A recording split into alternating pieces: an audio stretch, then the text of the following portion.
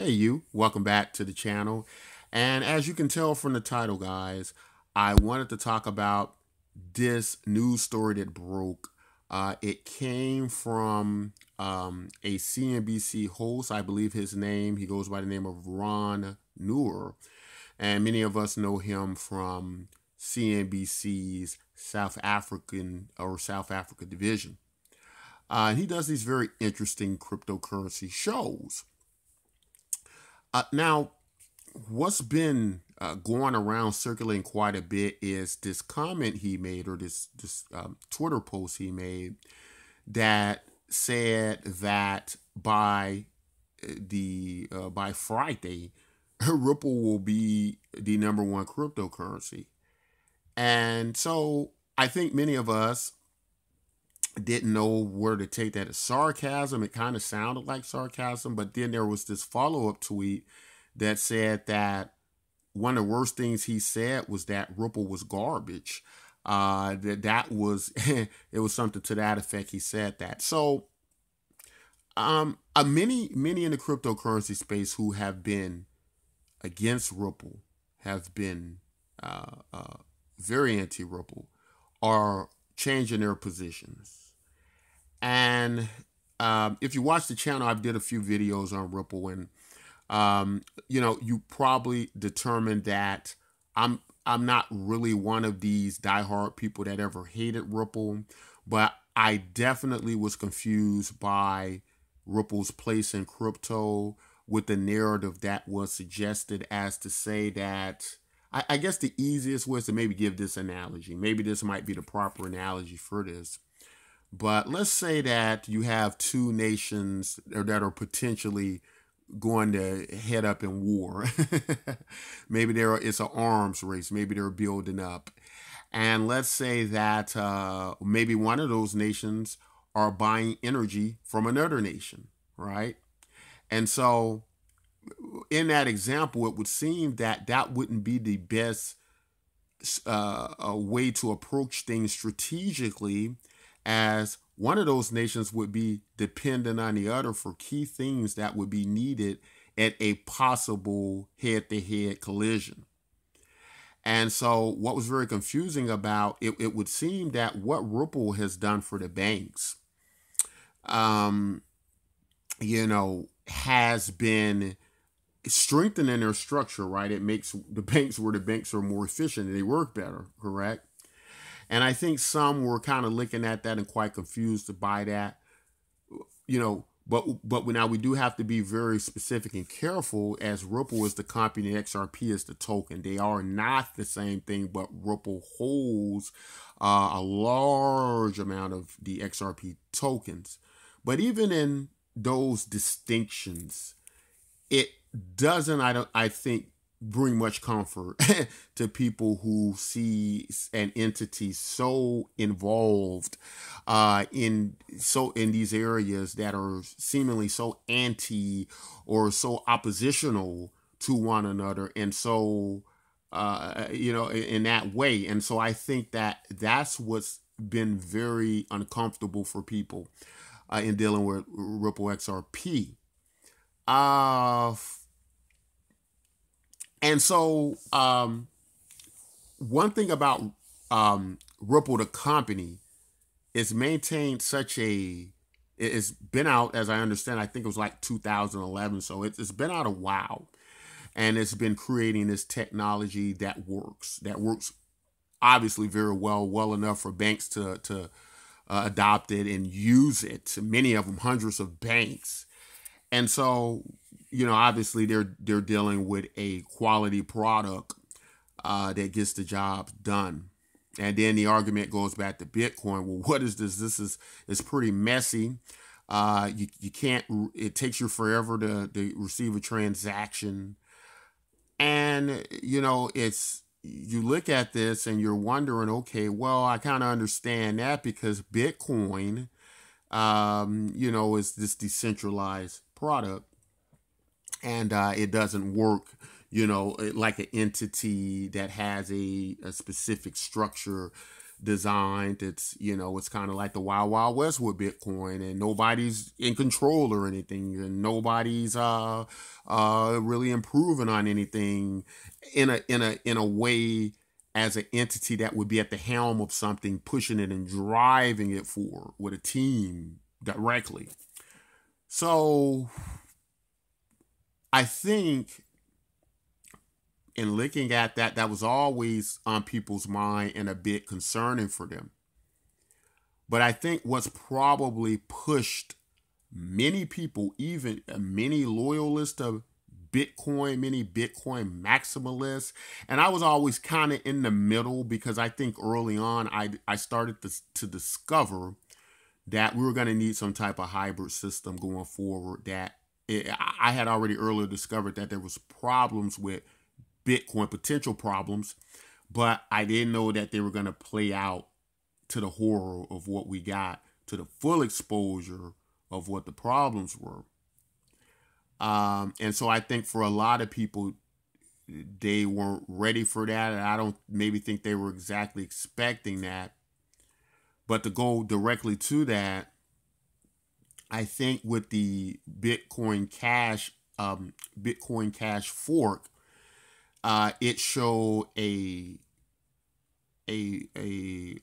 terrible issue in what exactly these syndicates, these mining syndicates, these mining monopolies, what they could do, how they could bring down the price of Bitcoin in an instant, how they could censor transactions.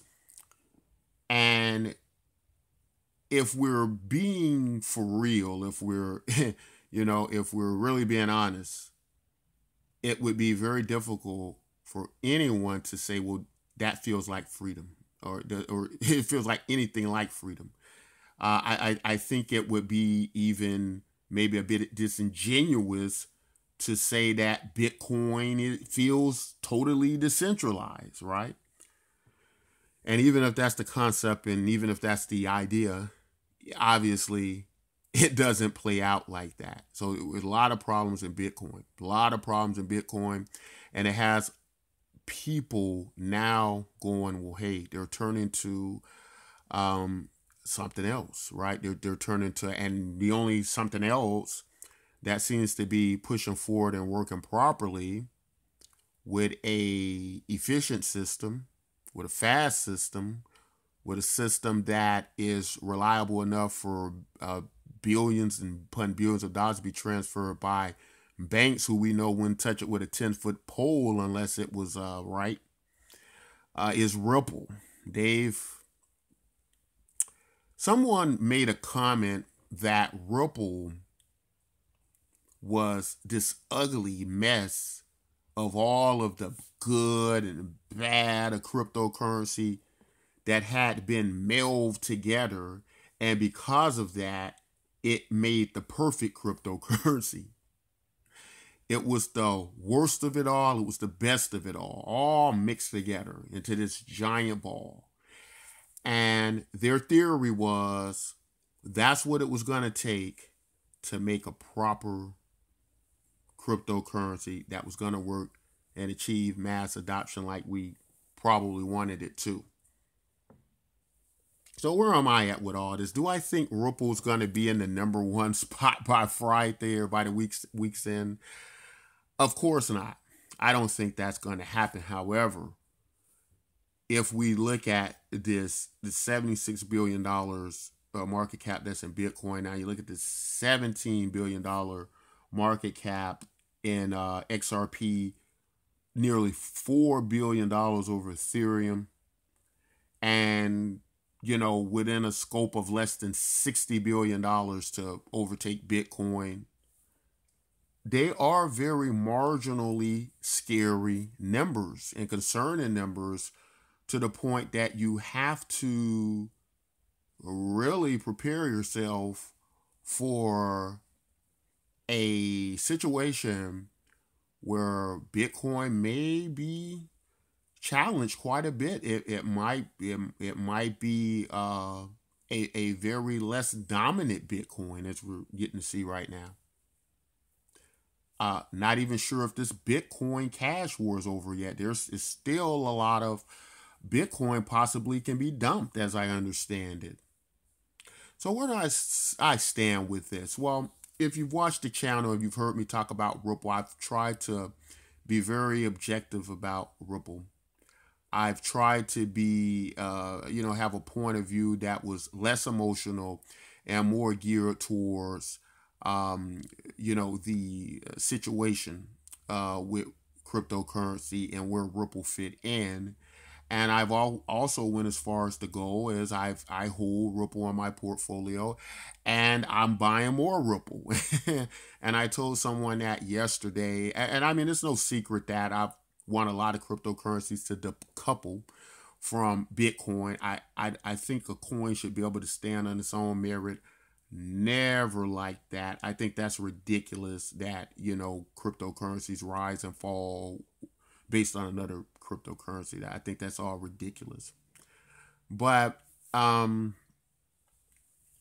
with Ripple, the reality of it is, even if Ripple were to get into that number one spot, I still don't believe Ripple could ever be the people's crypto.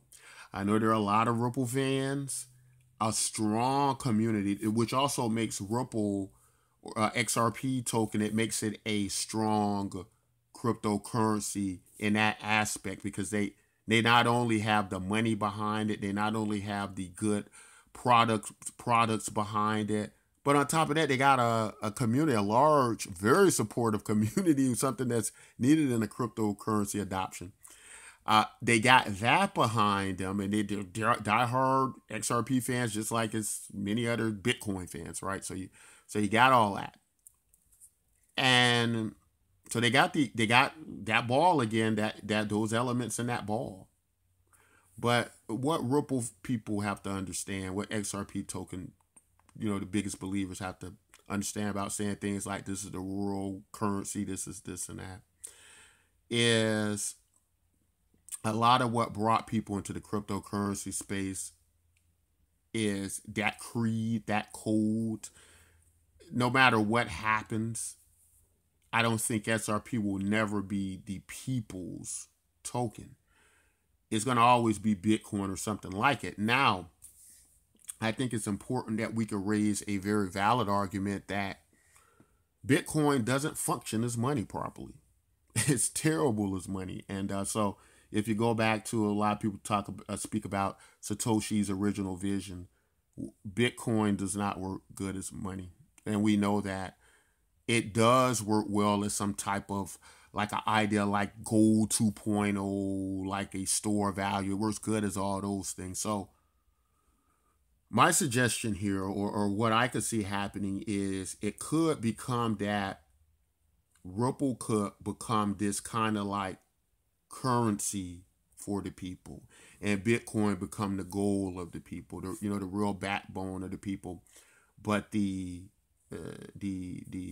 method of efficiency needed to move money probably would be more in Ripple's case. Now, not just Ripple, it's other tokens that can accommodate where it comes to fast transactions and sending money, and kind of where that crown, where I think Ripple will be best suited at. And it's trying to find its real place in cryptocurrency, I think. But the reality is, there's something going on within Ripple, and I can see it.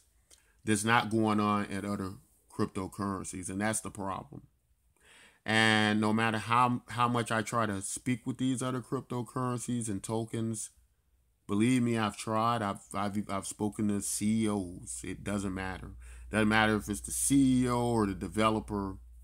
They're all caught in this same spider web of where they just don't understand the business aspect and economic aspects, and how economies work, of what's needed to get tokens mass adopted and get the marketing out, get the communities behind you. Many of these tokens, that's just non-existent for them.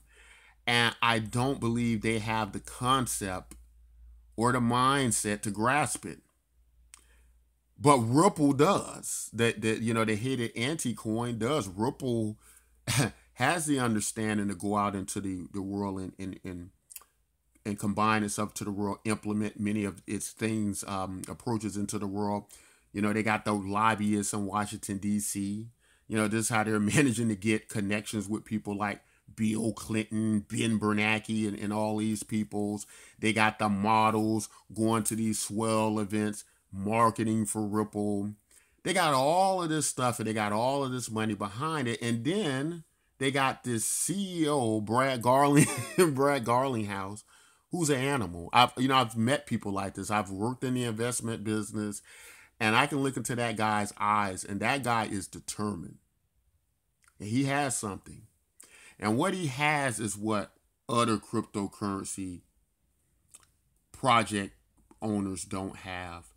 And what we gotta put into view here, guys, is that Brad Garlinghouse is a real CEO. He's not a developer turned CEO. He's a CEO that was hired, has run other, successful businesses, and now they got him at the helm of this, and they probably got their development. He's not confused about the business aspects of what it's going to take to get this done.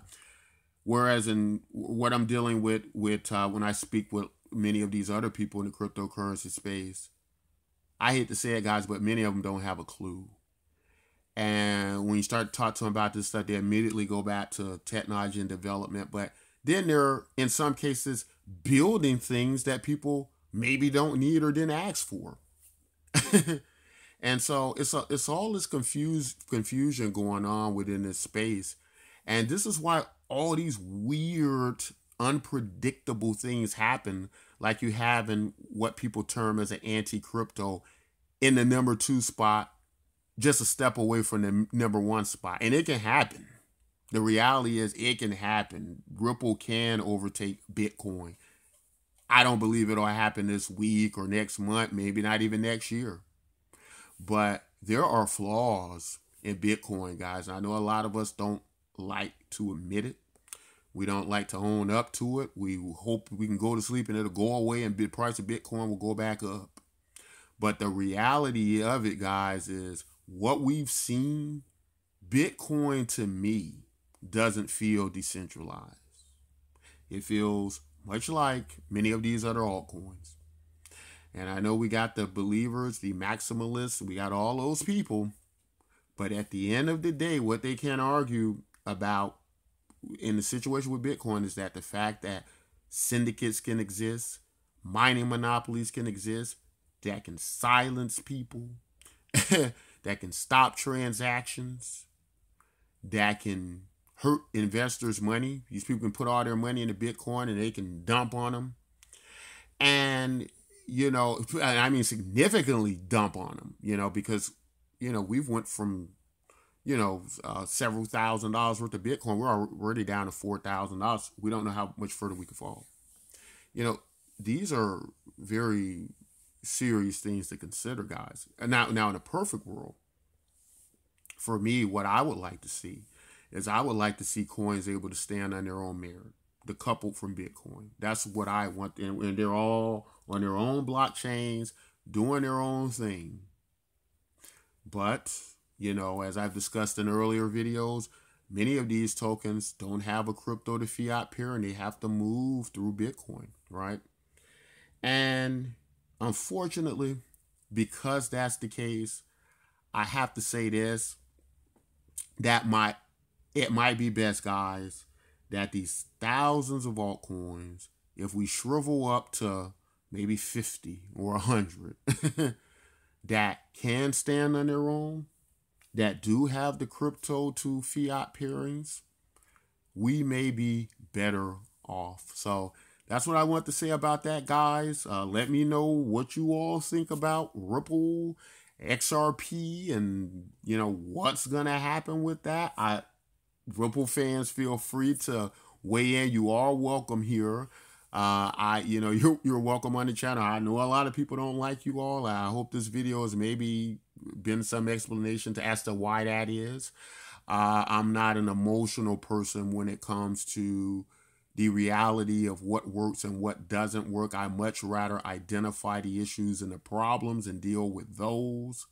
And I hope you all have an understanding of where people in the cryptocurrency space come from when they uh, suggest to you all or show you all what problems and what concerns they have in Ripple XRP as well. But guys, that's all I want to say.